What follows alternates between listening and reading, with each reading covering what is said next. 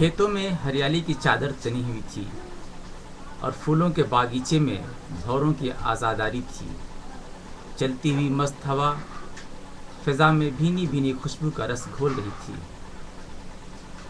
इस दिलफरेब मौसम का ही असर था कि उदास चेहरों पर भी मुस्कान की लकीरें नुमाया थीं।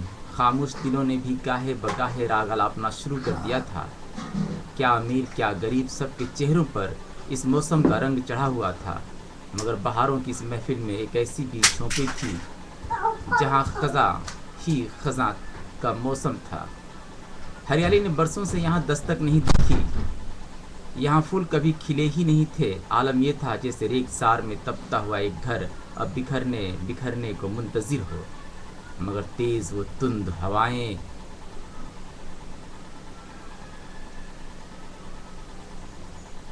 उससे कट कर दूसरी तरफ निकल जा रही हों। इसी वीरान नुमा झोंपड़ी के अंदर से कभी कभार धुआं निकलता हुआ दिखाई देता। फिर हफ्तों यहाँ से किसी भी सरगर्मी का पता नहीं मालूम होता। गांव के बच्चे तो इधर आते ही नहीं थे। उनकी माँ ने उन्हें बता दिया था वहाँ एक डायन रहती है जो बच्चों को पकड़ कर खा जाती है। कुछ जिद्दी बच्चों ने उस घर का रुख भी किया तो उन्हें यहाँ कुछ नहीं मिला। वो दिन में गायब हो जाती है। उन्हीं बच्चों से ये बात पूरे गांव में मशहूर हो चुकी थी। मगर वो थी कौन? शायद उसे सब भूल चुके थे। मगर पुराने लोग सुनकर महज मुस्कुरा देते। मगर उनकी मुस्कुराहट से ये राज फाश नहीं होती थी।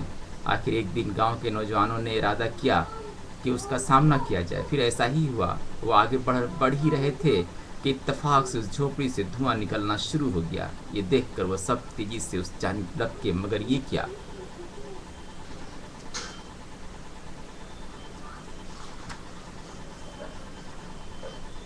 धुआं कसीफ होता गया और एक बे एक पूरी झोंपड़ी आग की नजर हो गई। इस भयानक आग के अंदर से सिर्फ एक निस्वानी आवाज़ कराह की शक्ल में नमूदार हुई और फिर उसी आग में डूब गई।